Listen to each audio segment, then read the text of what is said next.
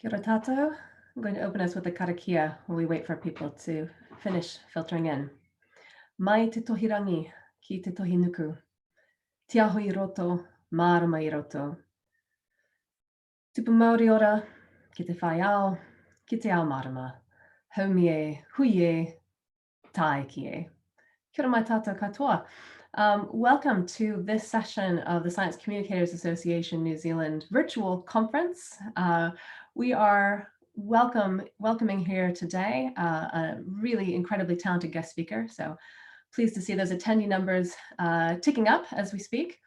My name is Dacia Herbulock. I'm director of the Science Media Center, and I'm also part of the Science Communicators Association, or SCANZ, exec committee. We are an association of people who are interested in science communication, broad range of backgrounds, people who come from a communications side, from a scientist side, from just an interested in science communication side. So if this is your first time tuning in or hearing about SCANZ, encourage you to get to know us a bit more on the website scans.co.nz. There will be room throughout this session for your questions, so you can ask those questions by using the Q&A box. If you look to the bottom of your screen, you should see a little Q&A bubble. If you click on that, you'll have an opportunity to enter questions, so we'll read those out. So please do feel free to jump in and start asking questions there at any point, and we will pass those on, open for broader questions later in the session. A notice for those of you who aren't aware that the session is being recorded. So this session will then be made available to all SCANZ members afterwards, once we've had a chance to add some closed captioning to it. So with the housekeeping out of the way, I'd like to welcome our special guest speaker today, Peter Lucas-Jones. We're very fortunate to have Peter Lucas joining us. He's had a very busy morning, as he always does every time I've ever interacted with him, but particularly busy, I think, this morning. Peter Lucas-Jones is a very experienced broadcaster, and he is someone who has an incredible range of experience within Māori media, chair of Te Whakaruruhau, the iwi radio network, national network, and also deputy chair at Māori Television. Have just been appointed as of last week to be an advisor for the next phase of what Māori media looks like in this country. But I will hand to Peter Lucas to introduce himself a bit further. Kia ora. O tēnā koe Dacia, tuatahi e mihi ana hau ki a koe, e tuku atu nei I te reo whakamoemeti ki te rungarawa, kia taim te manaakitanga ki runga ia tāua, ki runga ia tātou I tēnei haora, nō reira tēnā koe. Kia ora tātou, ko Peter Lucas-Jones tōku ingoa, ko au te kaiwhakahaere o te Hiku Media, tētahi o ngā reo irirangi Māori, e rua te kaumātahi ngā reo irirangi Māori puta noa Aotearoa. Nō reira, ko mātou o te reo irirangi o te hiko o te ika, te mea kei te tino taitoke rau, kei te hiko o te ika. Nō reira, e mihi ana hau kia koutou, ko hono mai ki tēnei wahanga, hei kōrero I ngā kaupapa pūtaia, me ngā mahi e mahi ngā ana e māua ko taku hoa a Dacia. Nō reira, tēnā koutou katoa. I'm very pleased to be part of this session today. I'm the CEO of Te Hiku Media based in Kaitaia. We are one of the 21 iwi radio hubs or iwi media hubs that are spread out throughout Aotearoa. Our iwi media kaupapa affiliates to the 5 iwi of the far north, being Ngāti Kuri, Te Aupauri, Ngai Takoto, Te Rarawa, and Ngāti Kahu. We are 30 years old this year. On the 10th of December, we'll be celebrating our 10th anniversary, and very much in a technology and innovation kaupapa developed from the haukainga, and of course focused on language revitalization through technology and development.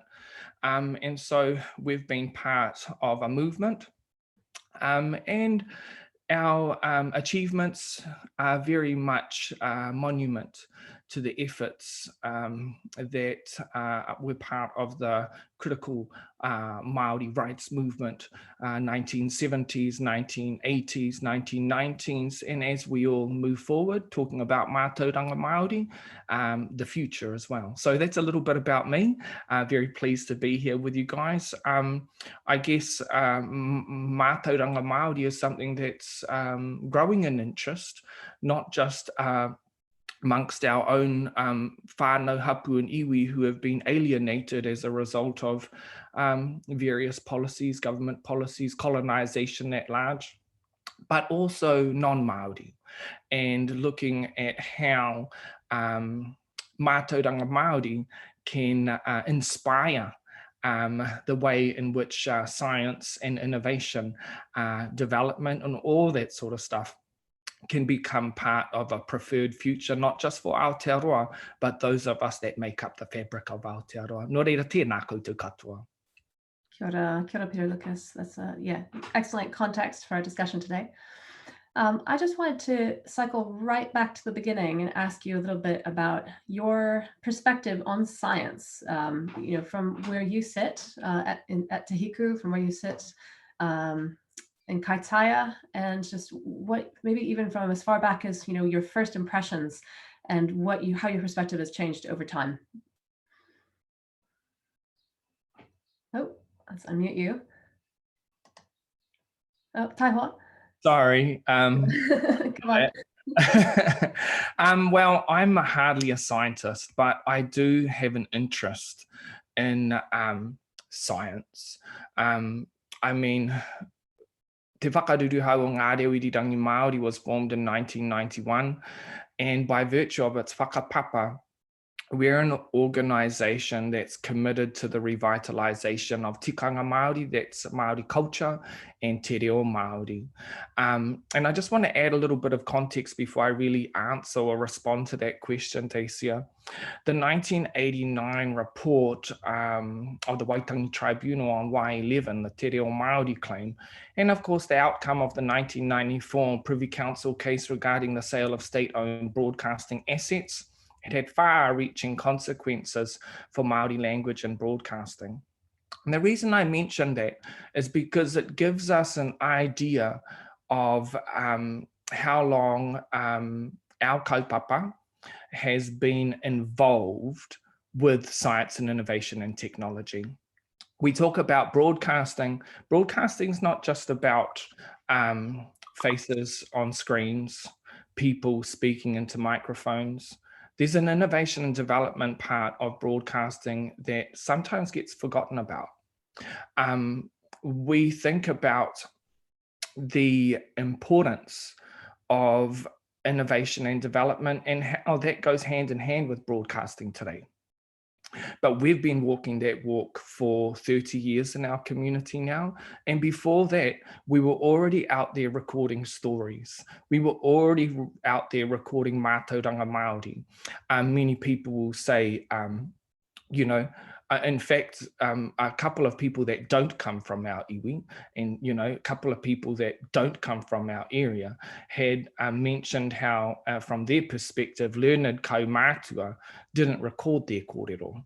My own grandmother, who was born in 1892 in a place called Te Kao, is one of the oldest entries into our collection. When I talk about collection, I'm talking about data. So we've always been interested in data. Now, people might call that Mātauranga Māori, but in terms of science and innovation and development, you need data. So we've been collecting data mairano since Adam was a cowboy.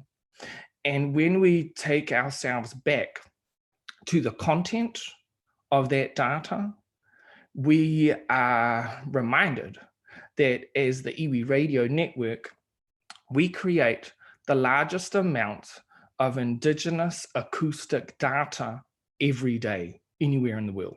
Why? Because there's 21 of us broadcasting continuously. The content of that data ranges. There's so many different categories. We could have people talking about the types of trees that grow along a river. We could have people talking about the types of barks of rākau Māori, and of course the way in which those barks can be used for medicinal purposes. We might be talking about the different soil types. We might be talking about where water can be found. We might be talking about all the different types of shellfish that grow in a particular estuary. We could be talking about different leaves. We could be talking about anything. Essentially, our people named every rock, every river, every single thing in their ao Māori. And that has been our focus for 30 years, recording that stuff.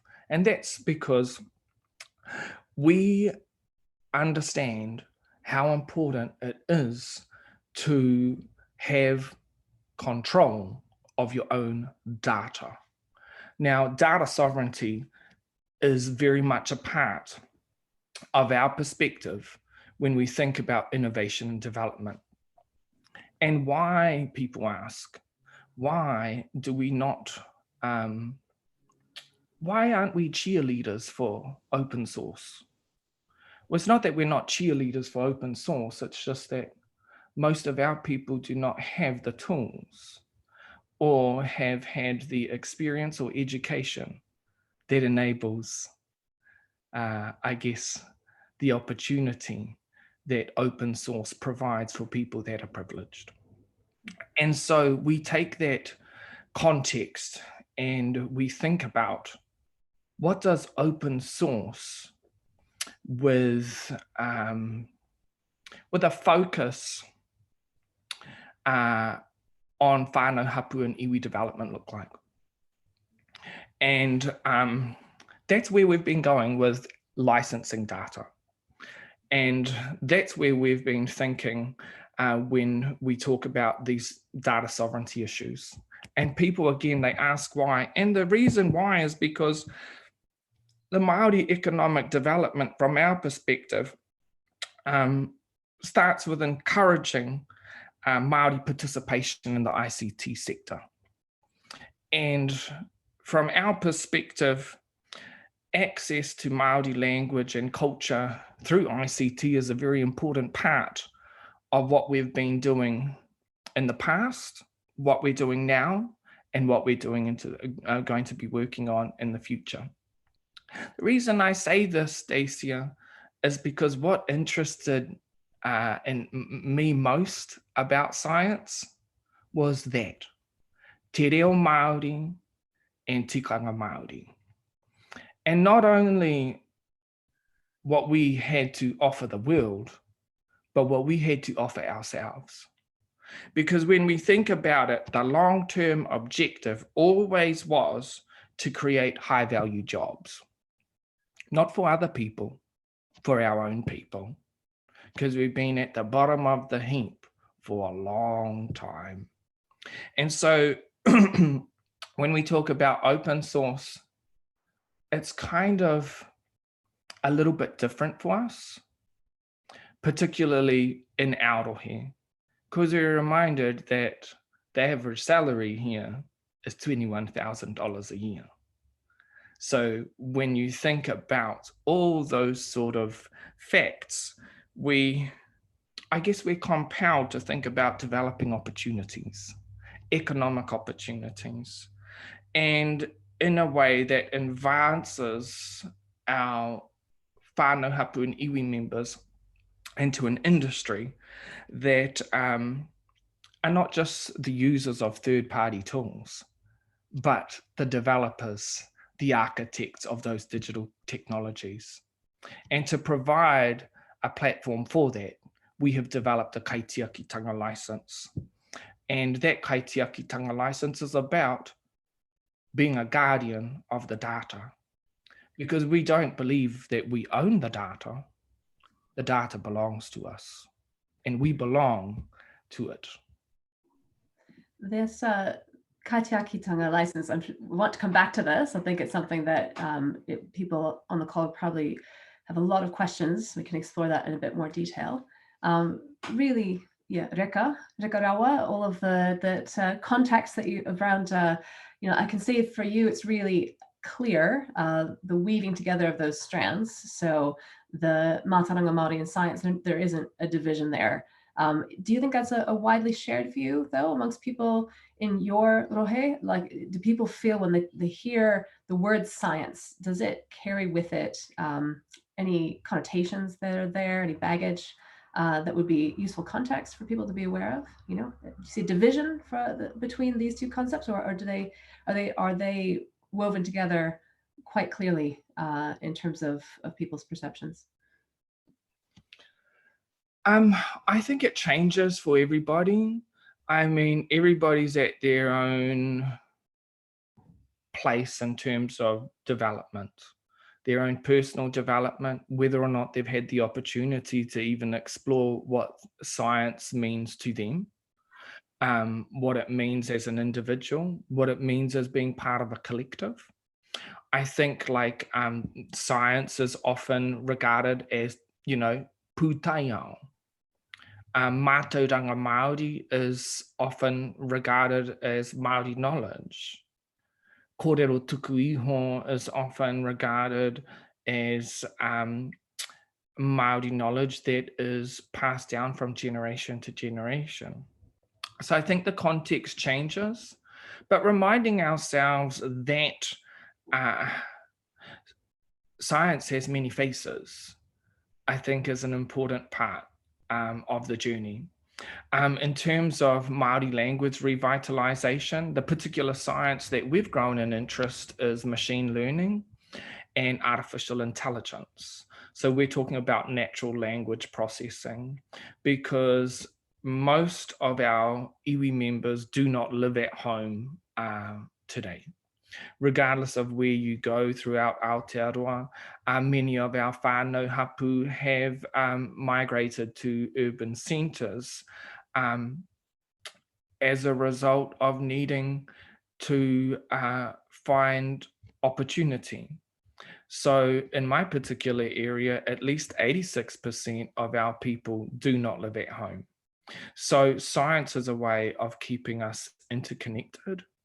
The way that we grew up, of course, is quite different to the way that we live today. I grew up in a home that had 3 generations.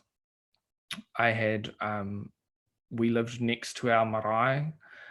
We lived in a community that really worked with one another and done a lot together. But that's not the case for most people that are members of our whānau hapu or iwi today. So I think that the way that people perceive science in the past and in the present is going to change even more as we move forward, particularly because there's gaps in our own understanding of Mātauranga Māori as a result of colonization. I mean, my own father, they used to get whacked for speaking Māori at school, you know what I mean? And you think, well, there's a science to that as well, eh? There's a science to that, 1 minute their name is Moana Roa, next minute it's Munro. There's a science to that. And that's about alienating people from their identity. And that's about separating people from language and culture. And that's, I guess, an example of the systemic policies that were used in various ways here in Aotearoa that resulted in the level of language decline and cultural decline that we see in different areas of Aotearoa today. But, moving forward from there, I think we've got to take the learnings with us. And the learnings is that we have a unique experience. And when we apply our particular worldview to challenges and problems, we have the ability to apply our own collective and individual understanding of science and look at problems from a very different point of view, because we have a very unique set of skills, survival skills, that whānau have developed over generations to to ensure that we still have that Mātauranga Māori that we're talking about. I think that there's no one answer, and I think there's going to be many responses. My response will no doubt be very different to somebody else's response. But I think if we were to ask questions like the one that you've posed to a number of people that are members of a whānau hapu in the iwi, we might find that there are themes that are similar and unique themes that are probably similar with other Indigenous people as well. My iwi is Te Aupōuri and Ngai Takoto, Te Rarawa and Ngāti Kahu. And those are 4 of the 5 iwi that are based in Te Hiku o Te Ika. Kia ora. When it comes to, yeah, I'm really curious to know a little bit more. So around your perspective, this has been quite a year, obviously. You know, these larger themes have really become a lot more stark relief in 2020, I would say.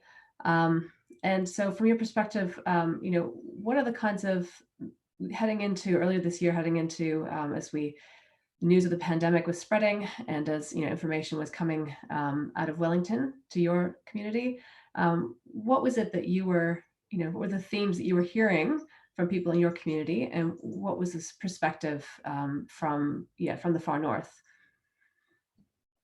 Well, I think when I think about that question, I'm reminded that our grandparents lived through epidemics.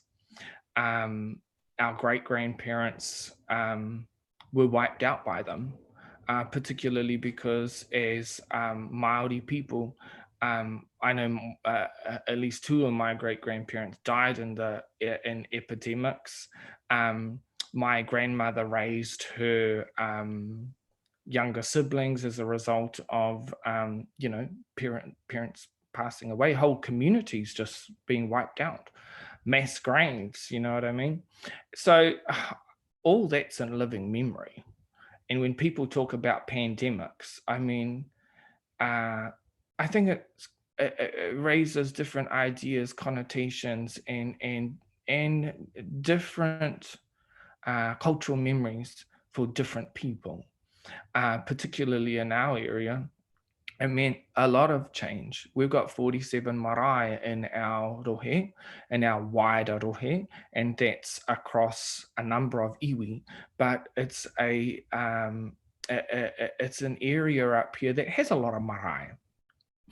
And I think that there was increasing dialogue over the lead up to moving into level 4 about what happens when somebody dies. We have our own cultural practices on our marae, particularly around tangihanga.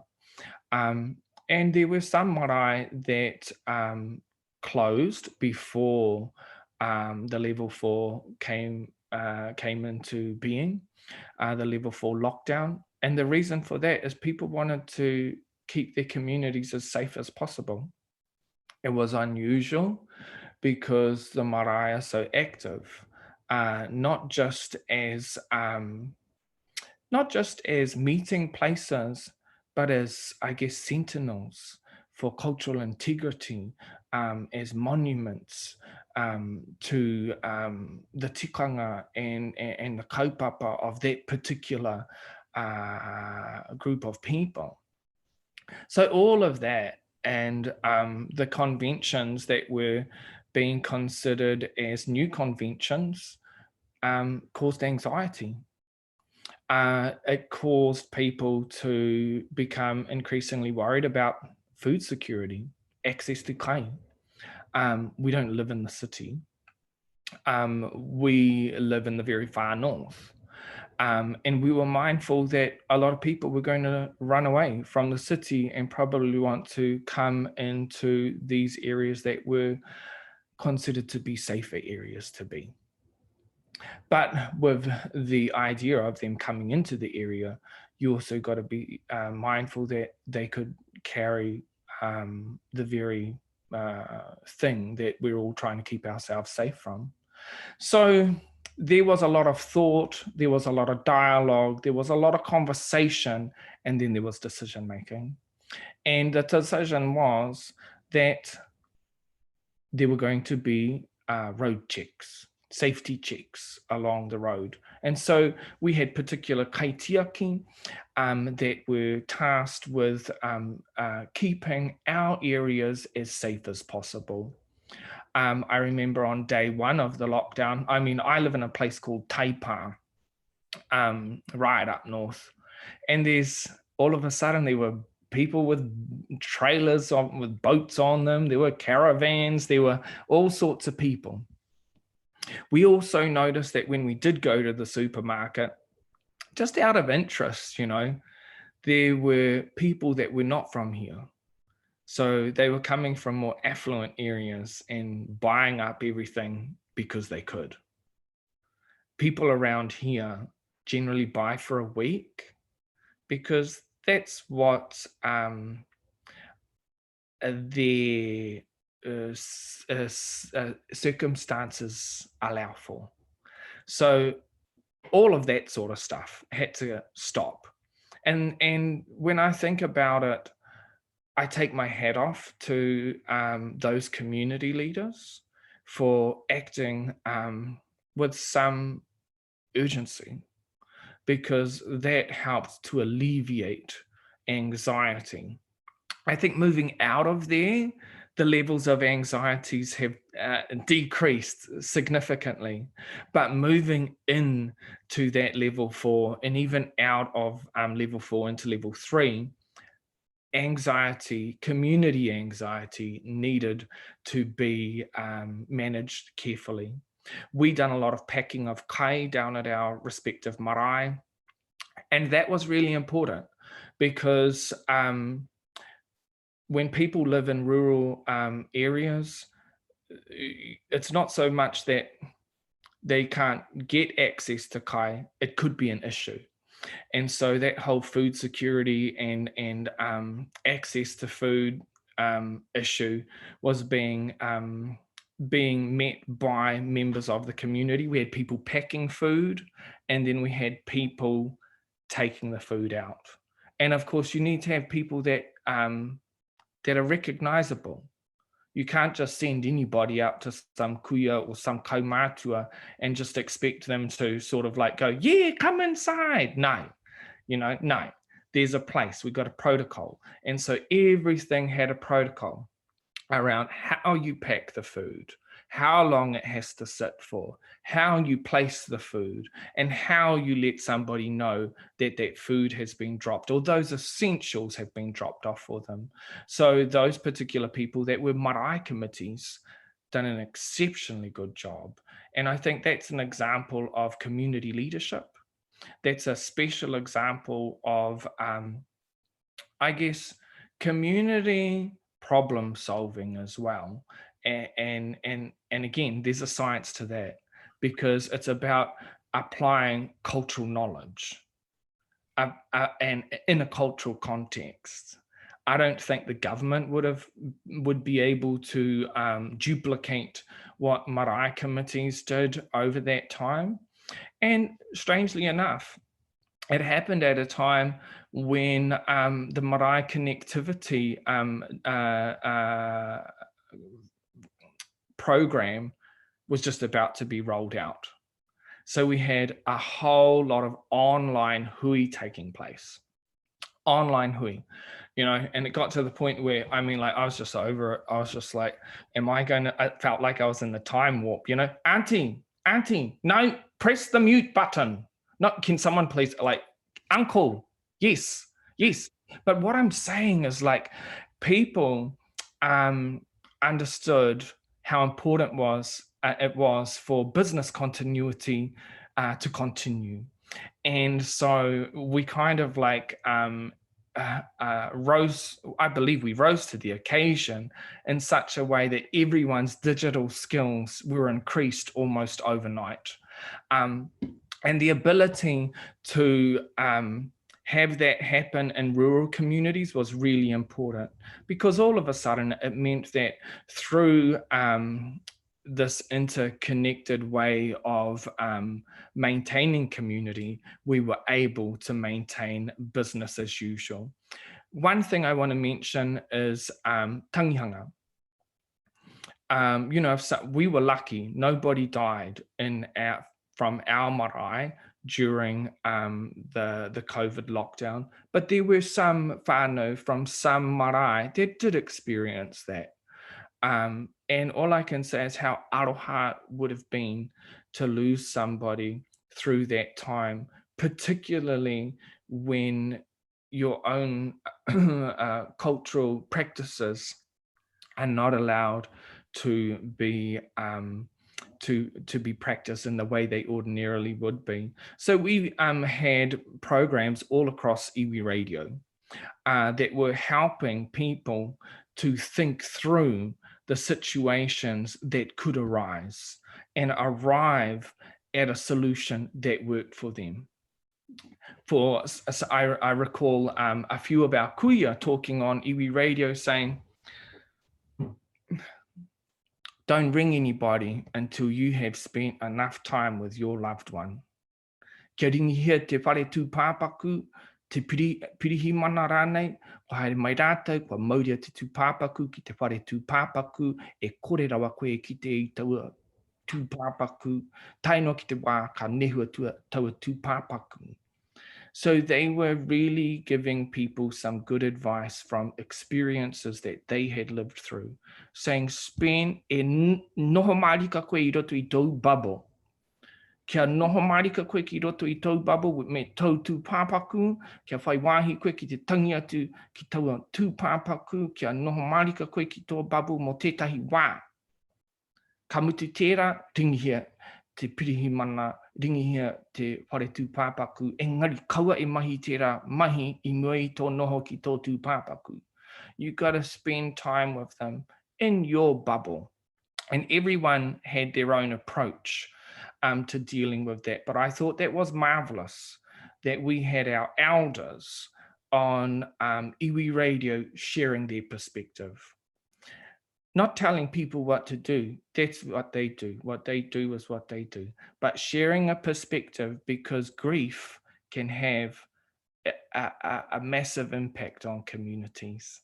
And so if the grief is not dealt with in such a way that enables people to move on in such a way that everyone's still kept together, it can have a negative impact. So our kuia were online, our kuia were on air, sharing perspectives around how to deal with these situations, being mindful that some of them remembered when we had people dying of the TB up here. Some of them remembered when we had people dying of, other things, or at least it was in their living memory, and it was etched so strong that their perspectives came from kōrero tuku iho. They were stories and narratives that were etched so deeply in their minds and ingrained that they knew there needed to be a way to think about this from the perspective of experience. Kia ora.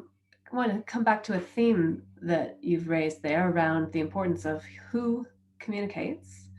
That's something that's really strong, I think, and really present in people's minds.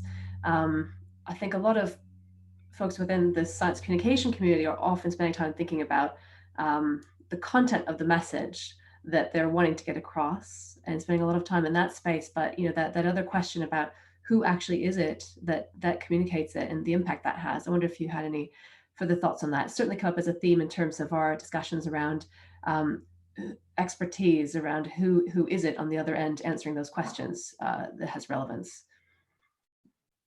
I think to really delve into that question, we've got to think about trust and accountability.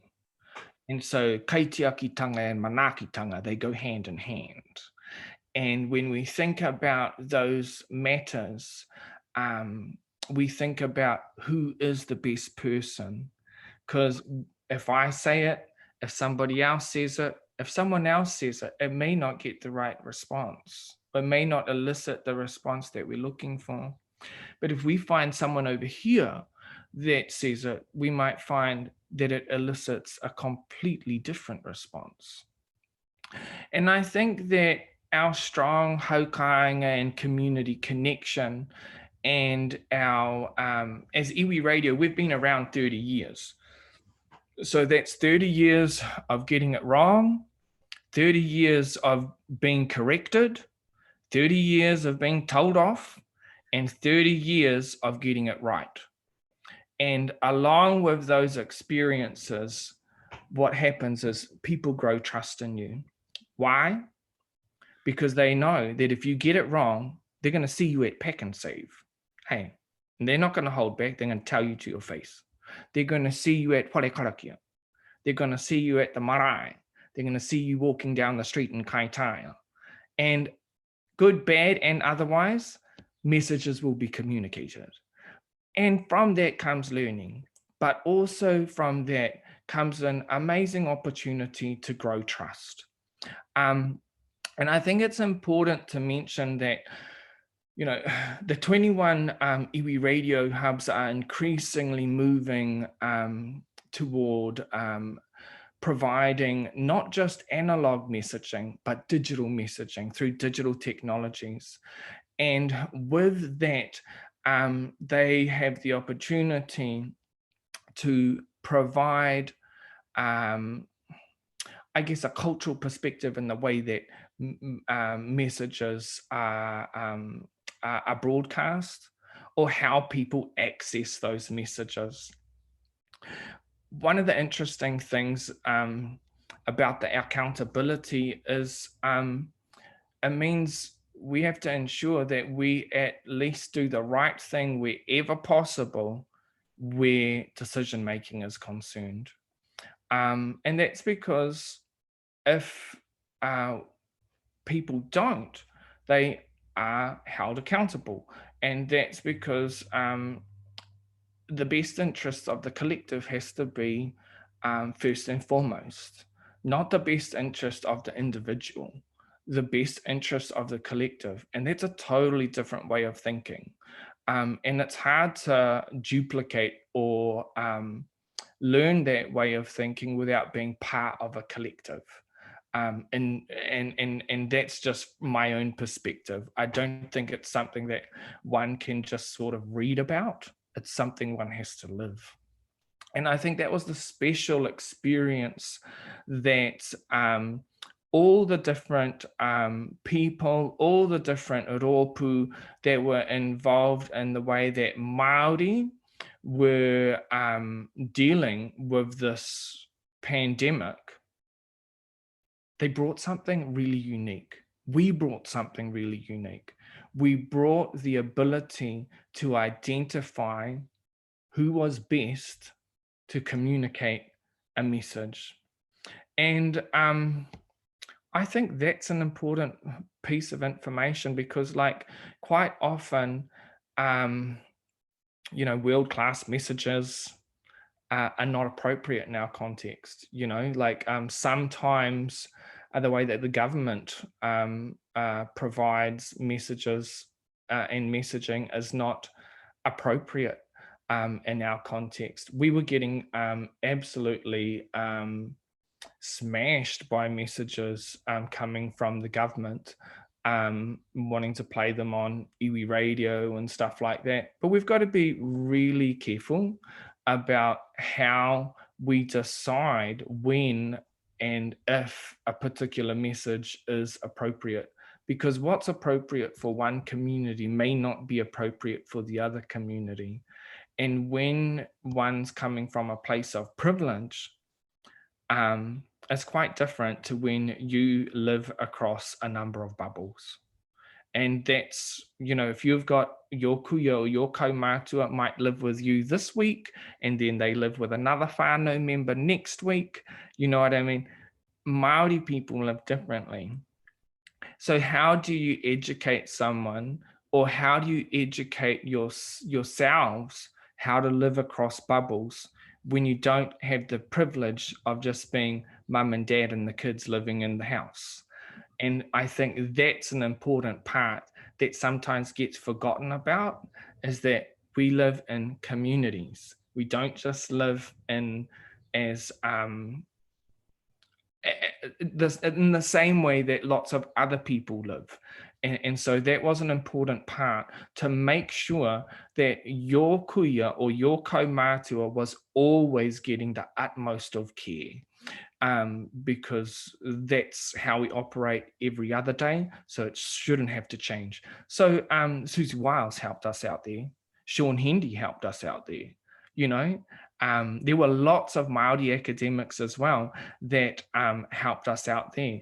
Dr. Paparangi Reid, Tahu Kukutai, sharing whakaaro about how to make it work.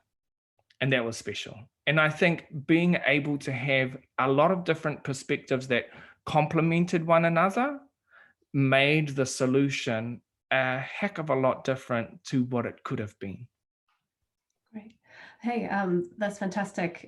Thinking about those other voices feeding in, and also about some of the innovative, the different ways in which, you know, the moving off from just being iwi radio, but those more digital, innovative ways to get out to people. I thought it might be a good time to share a little bit more background about the collaboration that we had that touched off during lockdown, sort of under very unusual circumstances. I can share the screen for briefly, just to set us up.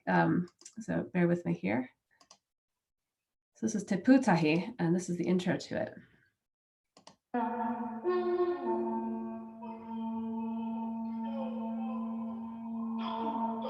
Nau mai, piki mai ki Te Pūtahi. Welcome to Te Pūtahi. He kaupapa reo rua tēnei. This is a dual language program, a collaboration between the SCANZ Media Centre, the Hiku Media and Ignite Studios. Ko ahau tēnei, ko Kingi Gilbert, he uri ahau no tainui te arawa a me toko maru waka. Te Pūtahi is simply the nexus, the intersection, the meeting point between science research and our hau kāinga. We explore how the science and research may be useful or not useful for our hau kāinga. I'd like to introduce today's special guest and our panelists. Ko tui giling rawa ko tāmako onpi oku hoa kai tuku pātai. Kia ora. Kia ora tāmako. Tēnā koutou, me ki ake ko taupiri te maunga, ko waikato te awa, ko tūranga wawai te marae, ko tāmoko Ormsby tōku ingoa. Kia ora. Kia ora tāmako, a tui, kia ora.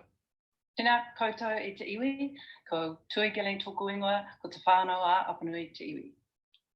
Kia ora tui. Ko tātou kai kōrero I te rā nei ko Dr. Andrew Spall. Dr. Andrew Spall is with the Statistics Department at the University of Auckland and specialises in genetic and epigenetic epidemiology.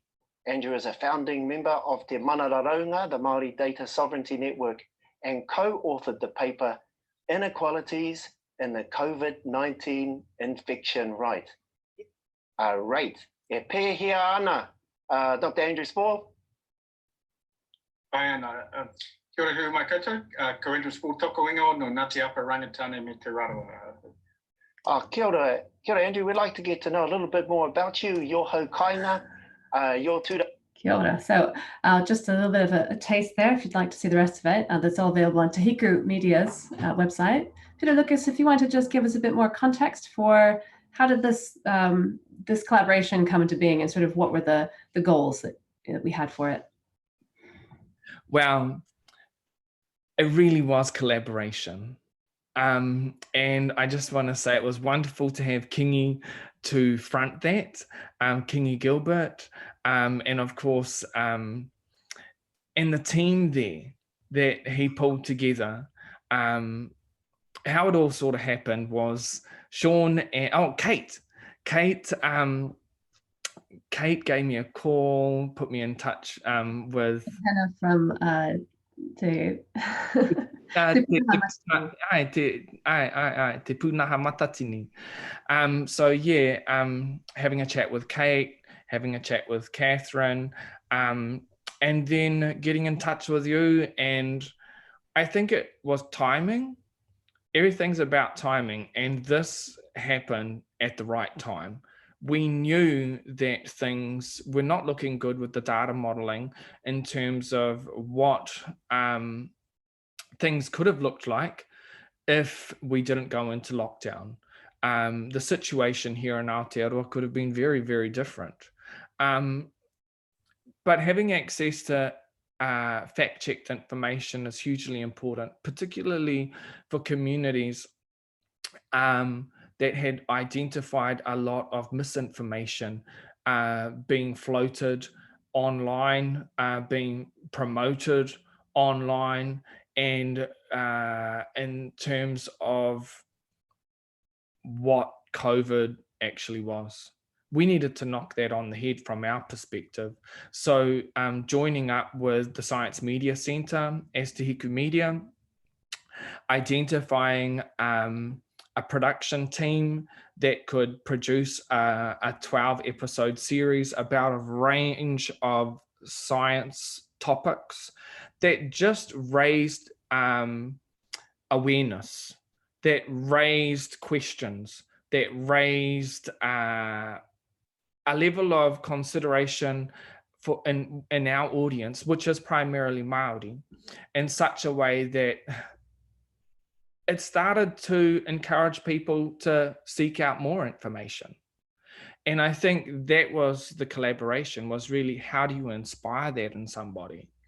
I was thrilled to find out that other iwi stations were rebroadcasting this information in their own time, in their own schedules, and sharing it through their own social media platforms, increasing the reach. You know, I don't get too caught up about the views, you know, because what's better? Is it better if 100 people consume 10% of the content? Or is it better that 10 people consume 100% of the content? Because essentially what we were able to develop was a network of information to combat misinformation. I mean, where I live here in the very far north, there were cell phone towers being burnt down. So I mean, like, from a Hokainga perspective, it's really important to get information out when people are, I guess, misunderstanding what the situation is and what it could be. So it was very real for us, the collaboration. It's always different when you're on the outside looking in to when you're living in that community that's having cell phone towers burnt down. It really is a different experience. And I think that's an important part when I talk about data sovereignty, when I talk about open source, you know, and intellectual property. Open source is great for people that have had access to education, to university, to a wonderful lifestyle that affords one to have the level of whānau support that increases achievement in such a way that open source technology is accessible to them. From our point of view, with our kaitiakitanga license, we're talking about open source with affirmative action. Now, if you think about it like that, our data, we want to make it available first and foremost for our own people to develop and innovate. Why? Because we want to increase the number of high value jobs in our own community. We want to find a way to encourage more of our people along a pathway that enables them to be the ones with the high value jobs. And when I talk about high value jobs, I'm talking about not being the person that makes the sandwiches all the time. Yeah. Kia ora. I'd like to encourage those of you who are dialing in to add to the discussion by using the Q&A box. We've got a first question that's come in, so I'll throw it open to other questions as they arrive. But a first question here. In your experience, what could tangata tiriti communicators improve in with respect to supporting hapu whānau in making culturally informed as well as scientifically based decisions around big problems like climate change And how might tangata tiriti get started on implementing those improvements we need to make? Kia ora, anonymous attendee, for the excellent question. Kia ora. That's a great question. I think it all starts with a relationship, because I think had me and Dacia met at a different time in a different place, I'm not sure if this collaboration would have hit the ground running how it did, because there are so many ways that we engage, and engaging with people in a way that has cultural integrity is really important. I mean, in terms of climate change, I mean, up here where we live, many of, I guess, the first, in Aotearoa's first climate change refugees are going to be Māori, because when most of our wonderful, beautiful land was taken, we got left with the parts that were muddy. They were like mangas. You're living pretty low, places where you can catch a pandemic and die, and that's the reality that sort of shaped, I think, the thinking around how we engaged with one another, Dacia, because we understood the urgency. And I think when people understand the urgency and understand the problem, and also understand the immediate need to develop not just one solution, but a range of solutions, it changes the way that we do engage. There's a level of anxiety, there's often fear, there's also,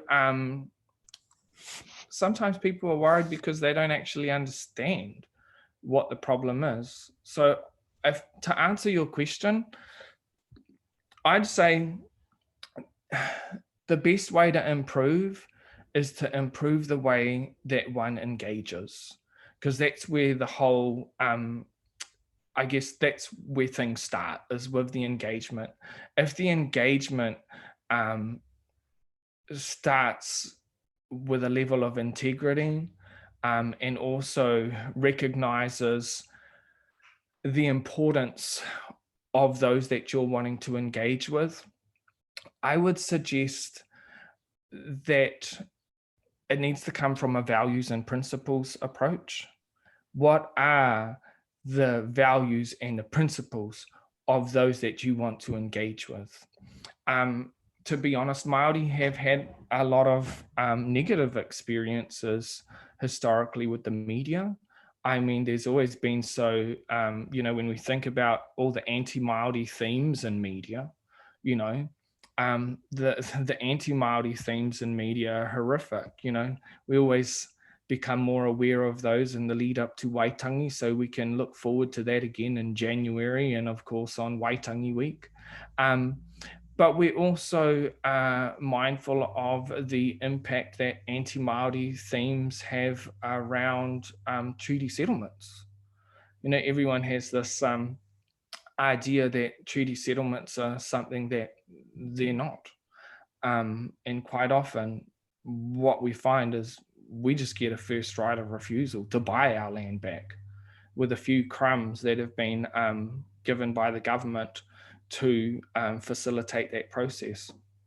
But I don't mean that in a negative way. I'm just saying that's a perspective. And when we start from a place of engagement that's values and principles based, it's often a better place to start. So that would be my word of advice. And that may not be the right answer, but it's just a response from my experience. What I can say is it's really important too to work out who are the best people to engage with. And again, I would suggest working with community leaders, people that are on the ground, people that are solution focused. Like all communities, there will be those that are leading different kaupapa in different ways. Excellent advice, kia ora. Another question that we have here from Molly this time. Kia ora. In terms of data sovereignty, which you've brought up, How can communicators make sure they're respecting data sovereignty when communicating about science that involves these data? For example, research about taonga species or genomics research involving Māori. I would suggest, first of all, reading the Y262 claim and also reading the report on the tribunal report on that. I mean, to shape one's understanding around the Māori perspective on intellectual property rights. Data sovereignty is a really important thing for Māori, because when we think about language loss and cultural decline, every time we lose a word, we lose part of our culture. Now, every time we lose a native speaker of our te reo Māori, of te reo te kāinga, we're losing a link to our indigeneity, our tangata whenuatanga, our hapu, our iwi, all that sort of stuff. Data sovereignty is something that's really, well, how can I say, like, we have a position in Iwi Media, we have a strong position on matters pertaining to data sovereignty, language processing technology platforms, and especially in the area of like Māori language revitalization. And we come from quite a strong community position, and that community connection enables us to provide a different type of governance of Māori data, particularly because we're compelled to advocate strongly for its protection, not just now, but into the future, because the digital landscape is the next place we will see our colonization happen, you know, and we're either going to carve out opportunity in that landscape, or we're going to be the, we could possibly be relegated to being just the users of third-party tools. But when we have management and governance of the data in such a way that it provides opportunity for economic growth, it changes the conversation. And I think a common problem with data science today is that there are scientists working on and with Māori data, and they are not accountable, and they do not feel accountable for the results of the use of that data. Now, iwi media hubs are the respective kaitiaki of the data that we gather on behalf of our respective whānau hapu and iwi. And we've learned that trust is extremely important in community work, in Māori language broadcasting, and development and innovation, particularly in the Māori community context, especially if you're asking the community for their data to enable content creation. And accountability, like I mentioned, goes hand in hand with that trust. Trust isn't easy to develop, but it all starts with that engagement.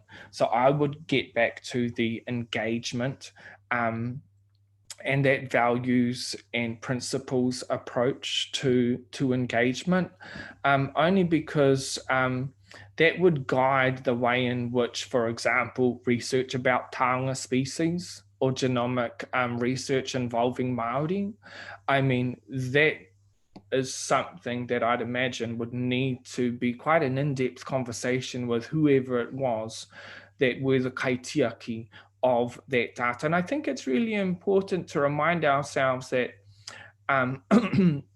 collective ownership is quite different to the Pākehā model of individual ownership. You think about land, you know, and we talk about, you know, like general title land or just fee simple land. I mean, that whole whakaaro is a Western concept. So when you think about who does the data belong to, I think you've got to think about it in such a way that enables oneself to apply a Māori perspective. Now, for some people, that might not be possible. So that's why it's good to have the right people to engage with, to advise on that sort of stuff. I don't know if I've answered that question very well, but there's always going to be the need for repositories of data. Now, as iwi media, we are repositories of iwi data or corpus, for example, Māori language audio corpus. And we use that for our natural language processing projects. And we're in a very special position because I believe that some of these things need to be Māori led. They shouldn't be led by non-Māori, particularly because I'm a believer that we need to ensure that we're carving out opportunity for those that the data belongs to. Why do I say that? Well, in terms of natural language processing, if we were to enable non-Māori to lead those sorts of development and innovation projects, we could find that we're actually enabling a situation where language can be sold back as a service to the very people that had it ripped out of their mouths. So that, I think, is an important thing for us to remind ourselves of. And I think digital leadership and data governance requires academics and developers to understand the levels of trust and accountability that comes with the privilege of having access to Māori data. Kia ora. Kia ora, Peter Lucas. And I'd really encourage those of you who are interested in digging a bit deeper on this topic to read the Kaitiakitanga license. Peter Lucas with Hiku Media, they've done a huge amount of groundwork to build in something that's actually available, people can learn and pick up and use, rather than starting from scratch. So yeah, we'll share those links with you as part of this recording. So ko tae te wā, ngā mihi e hoa, ko te kai a te rangatira he kōrero, ngā mihi nui mō tēnei hākari, he reka, he reka, he reka, kia ora. We've reached the time we have. I'd like to encourage those of you who are here joining us to tune in tomorrow for the next installment. We have SCANZ is continuing all this week during lunchtime, 12:30 to 1:30. Next week we have Making Your Communications Accessible with speakers Rawa Karitai, Hannah Slade, Arash Tayabi. And I'd like, on behalf of everyone here at SCANZ, to extend my really deep gratitude to Peter Lucas Jones for his incredible insights, for his generosity in sharing all of these things with us. We are really humbled to be here listening to the incredible wealth of your experience on these topics. Ngā mihi nui. Thank you, Ehua. I just want to make one closing comment, and it's really that we have a role to inspire one another, not only as Māori, but as friends, supporters, allies, in the way that we inspire Indigenous communities globally to also consider the current and the future economic opportunities that data presents for them. And that's an important, I think, significant paradigm shift that we can play a part in enabling, so that we can look at how do we decolonize the science, innovation and development space. Kia ora. Kia ora. He kara kia whakakapi. Kia hora te marino, kia whakapapa pauna mu te moana. Kia tere te kārohirohi I mua I tō huarahi. A ko tō hoa haere, ko te rangi Māori e. Haumi e, hui e, taiki e. Kia ora mai tātou katoa. Ngā mihi nui. Kia ora, kia ora.